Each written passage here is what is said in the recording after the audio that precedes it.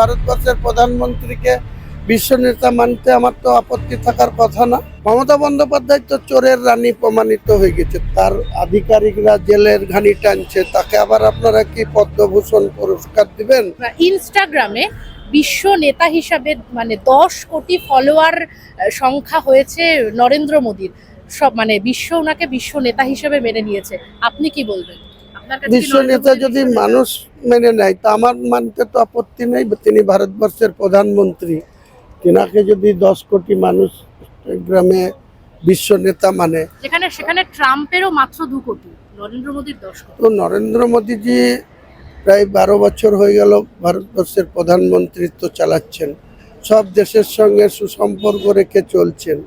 তিনাকে যদি বিশ্ব নেতা হয় তা আমাদের ভারতবর্ষের গর্ব যে ভারতবর্ষের একজন প্রধানমন্ত্রী তিনি বিশ্বের সর্বোচ্চ নেতা হয়েছে। এটা তো আমাদের আনন্দ পাওয়ারই কথা। মমতা বন্দ্যোপাধ্যায় তো 15 বছর ধরে চালাচ্ছেন। মমতা বন্দ্যোপাধ্যায় না মোদী, কি বলবেন?